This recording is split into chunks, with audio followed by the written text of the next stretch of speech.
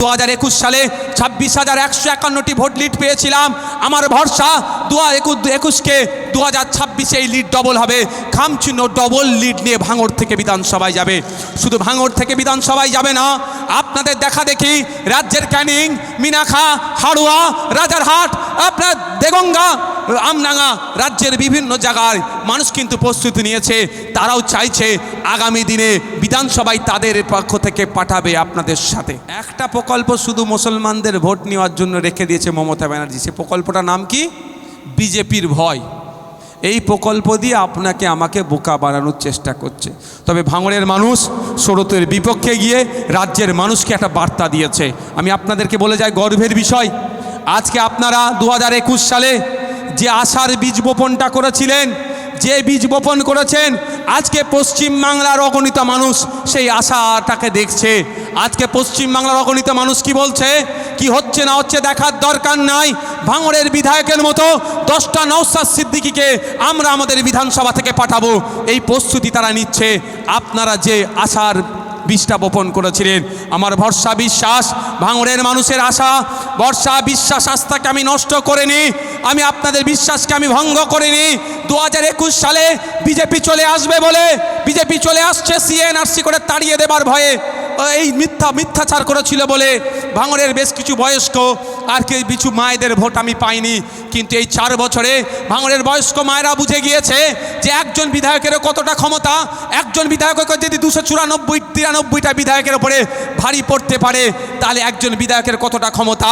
আর বিধায়ক তাদের সাথে বেইমানি করেনি। তাই 2021 সালে 26,151টি ভোট লিড পেয়েছিলাম। আমার ভরসা 2021কে 2026 এই লিড ডবল হবে। খামচিহ্ন ডবল লিড নিয়ে ভাঙড় থেকে বিধানসভায় যাবে। শুধু ভাঙড় থেকে বিধানসভায় যাবে না, আপনাদের দেখা দেখি রাজ্যের ক্যানিং, মিনাখা, হাড়ুয়া, রাজারহাট, আপনার দেগঙ্গা, আমডাঙ্গা, রাজ্যের বিভিন্ন জায়গায় মানুষ কিন্তু প্রস্তুতি নিয়েছে। তারাও চাইছে আগামী দিনে বিধানসভায় তাদের পক্ষ থেকে পাঠাবে আপনাদের সাথে। ভাঙড় হিসাবে জানুক, কোনো জগছোড়া নেতাকে দিয়ে ভাঙড় পরিচয় হবে না, কোনো নোটোরিয়াস ক্রিমিনালকে দিয়ে ভাঙড়ের পরিচয় হবে না, কোনো গালাগালি করছে খিস্তি করে কল রেকর্ড ভাইরাল করে দিয়ে কোনো নেতাকে দিয়ে ভাঙড়ের পরিচয় হবে না। ভাঙড়ের সবজিওয়ালাকে দিয়ে, ভাঙড়ের আরিফ ভাইদেরকে দিয়ে, ভাঙড়ের মেহনতি মানুষকে দিয়ে, ভাঙড়ের মাকে দিয়ে, ভাঙড়ের বোনকে দিয়ে, ভাঙড়ের ছেলেদেরকে দিয়ে এই ভাঙড়ের পরিচয় হবে। এটা আমরা চাই। যে ছেলে, যে মা ভাঙড়ের বসে ভাঙড়ের উন্নতি চায়। আজকে ভাঙড়কে নতুন করে জানতে শিখেছে, আজকে ভাঙড়কে নতুন করে বুঝছে। আজকে ভাঙড়ের পরিচয় রাজ্য স্তরে, জাতীয় স্তরে নতুন করে হচ্ছে। আপনারা শুনলে অবাক হবেন। আপনাদের জানিয়ে রাখি, ভাঙড়ের পরিচয় কী ধরনের নতুন করে হয়েছে।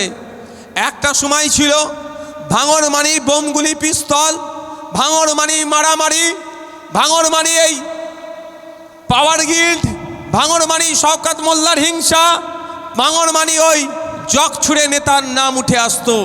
আর আজকে ভাঙড় মানে কি আপনারা জেনে রাখুন, রাজ্যের যে কোনো প্রান্তে যদি রক্তের প্রয়োজন হয়, যদি তারা অনেক রক্ত যোদ্ধারা রক্ত নিয়ে কাজ করছে, এটা বলবো না সব আমি একাই করে ফেলছি, আমি অল্প একদম কিঞ্চিত পরিমাণ করছি, আমি 100%-এর মধ্যে অল্প কিছু পার্সেন্ট আমি করছি। কিন্তু সারা পশ্চিম বাংলায় প্রচুর রক্ত যোদ্ধা আছে ওই আরিফ ভাইদের মতো। তারা সারা বছর রক্তের যোগান দেওয়ার চেষ্টা করে। আপনাদের জানিয়ে রাখি, তারাও তাদের প্রচেষ্টার সর্বোচ্চ চেষ্টা করে যাচ্ছে। পশ্চিম বাংলায় পার ডে 1800 থেকে 2000 ইউনিট রক্তের প্রয়োজন হয়। সরকার সেই রক্তের অ্যারেঞ্জ করতে পারে না। আমাদের মতো যারা মানুষজন আছেন, যারা রক্ত যোদ্ধা আছেন, তারা তাদের কিঞ্চিত সহযোগিতাতে কিছুটা হলেও ঘাটতি পূরণ করে। যাক, আমার বলার যেটা বলতে চাইছিলাম যে আমাদেরকে রাজ্যের যখন রক্তের প্রয়োজন হয়, এই রক্ত যোদ্ধারা যখন চেষ্টা করে রক্তের অ্যারেঞ্জ করে, আর অনেক ক্ষেত্রে তারা যখন করতে পারে না, একবার হলেও আইএসএফের বিধায়ক বা আইএসএফের নেতৃত্ব বা ভাঙড়ের মানুষের তারা শরণাপন্ন হয়। তারা এটা ভালো করে জানে পশ্চিম বাংলার কোথায় রক্ত পাওয়া যাক আর নাই যাক, যদি ভাঙড়ের মানুষদেরকে জানানো হয়, যদি ভাঙড়ের বিধায়ককে জানানো হয়, যদি আইএসএফ পার্টিকে জানানো হয়, ব্লাড ব্যাংকে রক্ত থাকুক আর নাই থাকুক, ভাঙড়ের মানুষ এসে বেডে এসে রক্ত দিয়ে তার সমস্যার সমাধান করবে। এটা নতুন করে ভাঙড়কে জানতে পরিচয় হচ্ছে। তুমি একটু পিছিয়ে যাও না, অতিথি আছে। এটা ভাঙড়ের নতুন পরিচয় হচ্ছে। এটা ভালো লাগছে না খারাপ লাগছে আপনাদের বলুন? এটা আওয়াজ দিয়ে বলুন। এটা তাহলে কি পশ্চিম বাংলার যে কোনো প্রান্তে রক্ত পাওয়া যাক আর নাই যাক, রক্ত যোদ্ধারা অন্তত একবার আরিফ ভাইদেরকে বলে ভাই একটু ব্যালেন্স করো। কারণ জানে আরিফ ভাইদেরকে, কারিমুলদেরকে, একাজুলদেরকে, উসমান ভাইদেরকে, রাইনুদ্দেরকে, আমাদের মর্তজাদেরকে, নেতৃত্বদেরকে যদি আমি খবর পাঠাই জাহাঙ্গীর ভাইদেরকে, এটা ভালো করে জানে যে ব্লাড ব্যাংকে রক্ত যদিও না থাকে, অনেক সময় ক্রাইসিস হয়, এরা অন্তত বেডে গিয়ে কাজুলরা নিজেদের রক্ত দিয়ে সেই সমস্যার যে পড়েছে যেই মানুষ তাকে সমাধান করবে। এটাই ভাঙড়ের আজকে পরিচয় হয়ে উঠেছে। এটাই আমরা চেয়েছি। আজকে ভাঙড়কে নতুন করে কুলসিত করার জন্য, দুর্নাম করার জন্য অনেক অপচেষ্টা চলছে। তাদের ফাঁদে পা দিয়ে আমাদের যাবে না, তাদের ফাঁদে আমরা পড়ব না। আমরা আমাদের লক্ষ্যে অবিচল থাকব। বন্ধুগণ আজকে উপস্থিত হয়েছেন, আমাদের সাথে পেরে উঠতে পারছে না, আমাদের চ্যালেঞ্জকে গ্রহণ করছে না। এখানে আছে আমাদের আবুল ফাড়া, কোথায়? এ তো আবুল ফাড়া ভাই আছেন, ভগবানপুর অঞ্চল নেতৃত্বরা আছেন। তোমাদের ওখানে 967 জন দিয়েছে। কারিমুল আছে 754 জন দিয়েছে। এই মালেক ভাই আছে নারায়ণপুর অঞ্চলে 749 জন দিয়েছে। আচ্ছা, প্রাণগঞ্জ অঞ্চলে 1050 জন দিয়েছে। চালতাবেড়িয়া অঞ্চলে 1750 জন দিয়েছে। উৎসবের আকারে দিচ্ছে, আমাদের সাথে আমাদের চ্যালেঞ্জ গ্রহণ করছে না। আমাদের বক্তব্য এখানে নারায়ণপুরে 749 জন আমরা দিয়েছি, আপনারা 1500 জন করুন, এই চ্যালেঞ্জটা নিক। ওটা পারছে না, তার পরিবর্তে কি বলছে? রক্ত নাকি আইএসএফ বিক্রি করে দিচ্ছে। আমি আপনাদের বলি, এখানে যারা আমরা বসে আছি একটাও মনে হয় বাদ নেই যে আমরা একবার করে জেল খাটেনি। মিথ্যা মামলাতে আমাদেরকে জেল খাটিয়েছে। আমার নামে অলরেডি 20টা মিথ্যা মামলা দিয়ে দিয়েছে। ঠিক আছে, এবার তাই মিথ্যা মামলা তো আপনাদের জানিয়ে রাখি, national blood transfusion service act, গুলিয়ে যাচ্ছে হয়তো আমার, national blood transfusion service act 2007 সালে তৈরি হয়েছে। 1996 সালের একটি মামলা হয়েছিল। সেই মামলাতে সুপ্রিম রায় হচ্ছে, যদি কেউ ব্লাড বিক্রি করে 3 মাস তার জেল হবে, অথবা জরিমানা হবে, বা জেল জরিমানা দুটোই হবে। এবার হিসাব করুন, যদি আমি 1000 ইউনিট রক্ত বিক্রি করি, তাহলে 1000 ইন্টু 3 মাস আমাকে জেলে রাখবে। আইন বলছে, সুপ্রিম রায়। তাহলে আমরা যদি রক্ত বিক্রি করে দিই, তাহলে তৃণমূলের বন্ধুদের কাজ কি হবে? আমাদের বিরুদ্ধে মামলা করা, আমাদেরকে জেল খাটানো। মিথ্যা মামলা করছে, আপনারাই বলুন না যারা আছেন, মিথ্যা মামলা আমাদের নামে তো দিচ্ছে। তাহলে যদি রক্ত বিক্রি করি, তাহলে সত্যি কথা, তাহলে মামলাটা টিকবে। 1 ইউনিট রক্ত বিক্রি করলে ক মাস জেল? 3 মাস জেল, অথবা জরিমানা, বা জেল জরিমানা দুটোই হবে। যদি এখানে এখনো অলরেডি 800 ইউনিট হয়ে গিয়েছে, তাহলে ক মাস হবে? 800 ইন্টু 3 মাস মারো, 2400 মাস। 12 মাসে 1 বছর, 2400কে 12 দিয়ে একটু ভাগ করো তো, ক বছর হচ্ছে দেখো তো। এখানে একটা হিসাব করে দিচ্ছি।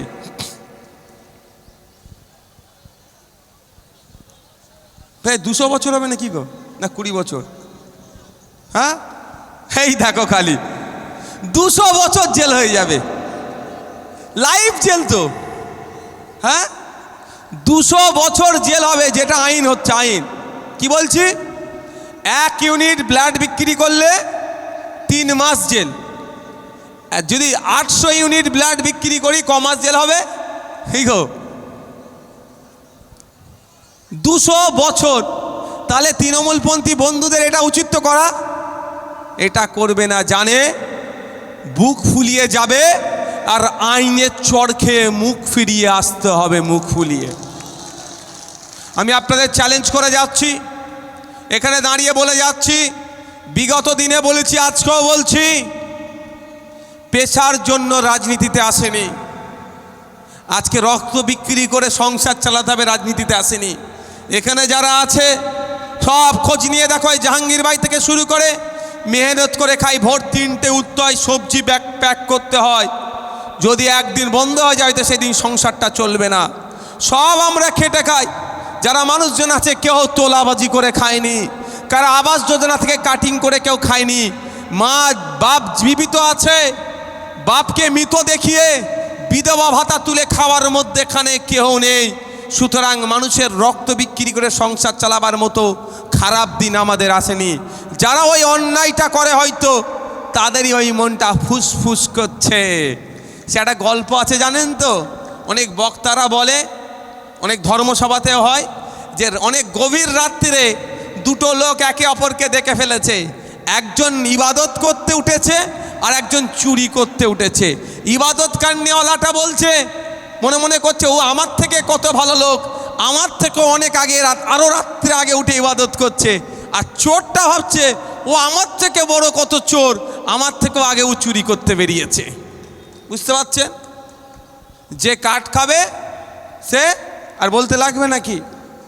দেখুন ভাই, একটা কথা, আমি আপনাদের সাথে যদি কোনো ধরনের প্রতারণা আমি করতে চাই, একদিন না একদিন এটা এক্সপোজ হবেই তো ভাই, হবেই তো। 1 নম্বর কথা, তখন আপনি কি করবেন? খারাপ বলবেন, তাহলে অনেক দিন পরে হবে। আমি আপনাদের বলি, আপনাদের ভোটে আমাকে আপনারা যে জায়গায় পাঠিয়েছেন, আপনারা তো আর ভোট দিয়ে আমাকে শুধু ভাঙড়ের বিধায়ক করেননি, আপনারা ভোট দিয়ে আমাদের কোথাকার বিধায়ক করেছেন? আজকে রাজ্যের বিধায়ক করে দিয়েছেন। আপনাদের ভোটের জন্য আমি আজকে রাজ্যের বিধায়ক হয়ে গেছি। এবার আপনি বলুন, এই রাজ্যের যে বিধায়ক হয়েছি, এই সুযোগ তো আমাকে আছে তো লাভ মেরে অন্য জায়গায় চলে যাওয়া? হ্যাঁ, আমি আপনাদের ভরসা আস্থাকে বিক্রি করেছি, নষ্ট করেছি। ভরসা আস্থাকে যদি না নষ্ট করি, আপনাদের মনে হয় 1 ইউনিট রক্ত নিয়ে আমি কোনো খারাপ কাজ করব? আপনাদের মনে হয়? যাদের না মনে হয় যে ভাইজান ঠিক আছে, ভাইজান আমাদের সাথে বিশ্বাসঘাতকতা শেষ দিন পর্যন্ত করবেন না, একটা হাত তুলে দেখান তো। বিশ্বাস করেন তো নাকি? হাতটা তুলে রাখুন, হাতটা তুলে রাখুন। বিশ্বাস করেন তো নাকি? আজকের পর থেকে যারা এ কথা বলবে তাদের জবাব দিতে পারবেন তো নাকি? একটা কথাই বলবেন, একটা কথাই তাদের বলবেন, আইনে আছে, যদি কেউ রক্ত বিক্রি করে 3 মাস তার জেল আছে।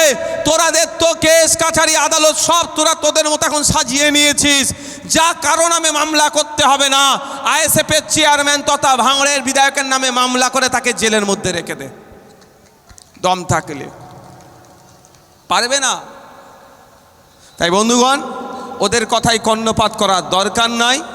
আমি এখানে আপনাদের কথা দিয়ে যাচ্ছি, আমাদের নেতৃত্বরা আছে, যে আপনি ব্লাড দিয়েছেন, আপনার প্রয়োজন, আপনার পরিবারের কারো প্রয়োজন, আপনি ব্লাড পাচ্ছেন কি পাচ্ছেন না, ওটাই আপনার আমার সাথে কি হবে? মানদণ্ড থাকবে। সততার মানদণ্ড কোথায় থাকবে? যে আপনি ব্লাড দিয়েছেন, আপনার প্রয়োজন হয়েছে বা আপনার পরিবারের প্রয়োজন হয়েছে, আপনাকে আমরা অ্যারেঞ্জ করছি কি করে দিচ্ছি না, এটাই সততার মানদণ্ড। কারণ যে ব্লাড ব্যাংক আমাদের কাছ থেকে বিভিন্ন ব্লাড ব্যাংকে আমরা দিই, আমরা আগে সরকারিকে দিতাম, সরকারি ব্লাড ব্যাংকে দিতাম। হঠাৎ আমাদের রাত্রে 12টায় বলছে সকালে প্রোগ্রাম যে আমরা কালকে যেতে পারছি না, আমাদের ডুবিয়েছে। গোলপুরা গরু সিঙ্গুরে মেঘ দেখলে, বুঝতে পারছেন? আপনারা বলুন, শুভেন্দু অধিকারী যে কথা বলছে ওকে তো জেলের মধ্যে রাখা দরকার, বাইরে রাখা দরকার? ওনাকে জেলের মধ্যে রেখে জেলের ভাত খাওয়ানো দরকার। 2-4 বার জেলের ভাত খাওয়ালে পশ্চিমবাংলায় সাম্প্রদায়িক কথা বলার পুরো চুপ হয়ে যাবে। 2-4 বার জেলের ভাত খাওয়ালে না, এই সাম্প্রদায়িক কথা বলা বন্ধ হয়ে যাবে শুভেন্দু বাবুর। আর শুভেন্দু বাবু যদি সাম্প্রদায়িক কথা বলা বন্ধ করে দেয়, অন্যান্য বিজেপির নেতারাও ফিউজ হয়ে যাবে। আর অন্যান্য বিজেপির নেতারা ফিউজ হয়ে গেলেই পশ্চিমবাংলায় যে আমরা ঐক্যের সাথে আছি, সম্প্রীতির সাথে আছি, সেটা আর বিনষ্ট হবে না। কিন্তু মমতা ব্যানার্জি এটা করছে না কেন? মমতা ব্যানার্জি চাই না যে পশ্চিমবাংলার সম্প্রীতি ঠিক থাকুক, পশ্চিমবাংলার ঐক্য ঠিক থাকুক।